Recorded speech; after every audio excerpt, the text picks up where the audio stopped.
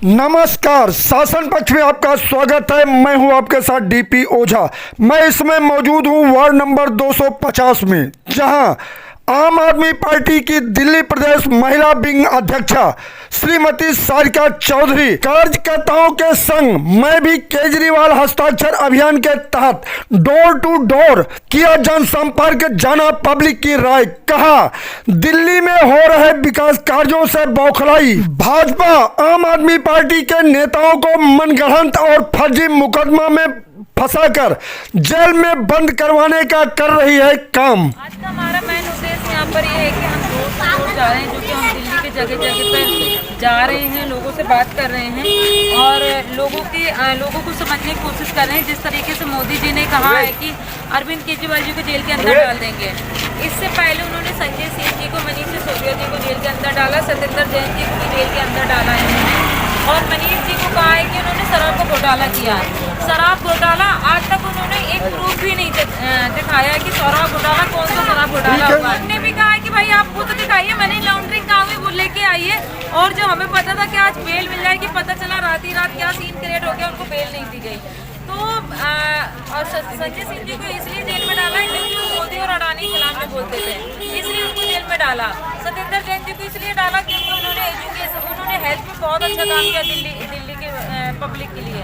अभी अरविंद जी को जेल में डालने की बात चल रही है कि अरविंद केजरीवाल जी को जेल में हम डाल देंगे और दिल्ली को एलजी साहब चलाएंगे। इस केजरीवाल जी दिल्ली के लिए कुछ अच्छा करना चाह रहे हैं, लेकिन ये काम करने नहीं देते।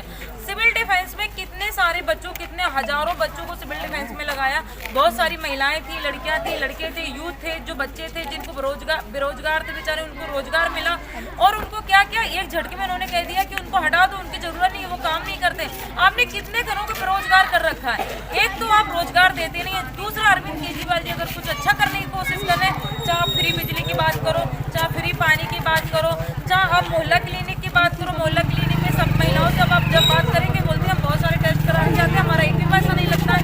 चाहे आप हॉस्पिटल की बात करो, सरकारी हॉस्पिटल की बात करो, आप यहाँ एजुकेशन की बात करो, कितने बेहतर स्कूल हो गए दिल्ली में जो कि कभी नहीं हुआ करते थे।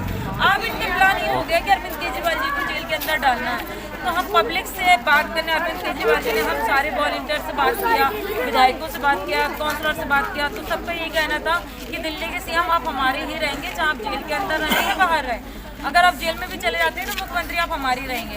तो अरविंद जी ने कहा कि नहीं, मैं आपकी बात नहीं सुनूंगा, पब्लिक ने मुझे चुन के पहुंचाया है और मुझे यहाँ तक पब्लिक ने बनाया, 3 बार दिल्ली का सीएम बनाया है पब्लिक ने मुझे। पब्लिक अगर बोलेगी कि मुझे रिजाइन नहीं देना चाहिए तो मैं रिजाइन नहीं दूंगा, पब्लिक कहेगी रिजाइन देना तो मैं रिजाइन दे दूंगा। तो हम पब्लिक की, महिलाओं की, बच्चों की, सबकी ओपिनियन आप ले रहे हैं। और हम लोग कहते हैं कि पहली बात तो अरविंद केजरीवाल को इस्तीफा नहीं देना चाहिए, दूसरी बात उनको जेल के अंदर डालना नहीं चाहिए। अगर जेल के अंदर डालेंगे मोदी जी उनको तो हम बहुत बड़ा आंदोलन करेंगे। वार्ड में अगर हम बात करें तो महिला की प्रदेश अध्यक्ष मकसद क्या था क्षेत्र में आने का? पूरे देश में जब भ्रष्टाचार हो रहा है उसके खिलाफ कोई भी कार्रवाई नहीं है, लेकिन जो हमारे स्कूलों को अच्छा कर रहे थे, मनीष सिसोदिया जी गरीबों के बारे में सोच रहे थे, आज उनको षड्यंत्र के तहत बिना किसी सबूत के फर्जी केस में जेल के अंदर डाल दिया। हमारे सांसद संजय सिंह जो कि विपक्ष की आवाज थे, उन्होंने मणिपुर पे जब महिलाओं के साथ अत्याचार हो रहा था उसके खिलाफ आवाज उठाई। मोदी अडानी के रिश्ते के बारे में जो आवाज उठाई संसद में, अडानी के घोटाले के बारे में आवाज उठाई, तो उनको षड्यंत्र करके बिना किसी सबूत के फर्जी केस में उनको भी जेल में डाल दिया। सत्येंद्र जैन जी ने जो स्वास्थ्य में इतना बढ़िया काम कर रहे थे उनको भी जेल के अंदर डाल दिया। अब इनकी प्लानिंग ये है कि कैसे दिल्ली की जनता का जो काम हो रहा है, क्योंकि दिल्ली की जनता बड़ी खुश है कामों से, क्योंकि 200 यूनिट बिजली फ्री मिल रही है, महिलाओं की यात्रा फ्री है, बुजुर्गों की तीर्थ यात्रा फ्री है, स्कूल अच्छे हो रहे हैं, अस्पताल अच्छे हो रहे हैं, मोहल्ला क्लिनिक खुल रहे हैं। तो ये जो सारे काम अरविंद केजरीवाल जी कर रहे हैं, मोदी जी को इन कामों से डर लगता है। जनता के कामों को रोकने के लिए अरविंद केजरीवाल जी को साजिश के तहत ये लोग जेल में बंद करना चाहते हैं। अरविंद केजरीवाल जी का कहना यह है कि विधायक तो हमारे हैं, वो तो कहेंगे ही कि आप जेल से सरकार चलाइए, पार्षद भी हमारे हैं, वो भी कहेंगे जेल से सरकार चलाइए। लेकिन जिस जनता ने हमें चुन के हमें आज मुख्यमंत्री बनाया है, उनकी राय हम लेना चाहते हैं कि हमें सरकार चलानी चाहिए यदि जेल में हमें भेजा जाता है, या हमें इस्तीफा दे देना चाहिए। इसी के लिए आज इस अभियान को हम लोग घर घर जा करके जनता से हमने सभी से राय लिया कि अरविंद केजरीवाल जी को इस्तीफा दे देना चाहिए, या उनको जेल में, अगर तानाशाही मोदी सरकार उनको जेल में भेजती है साजिश के तहत, तो उनको जेल से सरकार चलानी चाहिए। तो सब दिल्ली में जेल में रह करके सरकार चलाएंगे?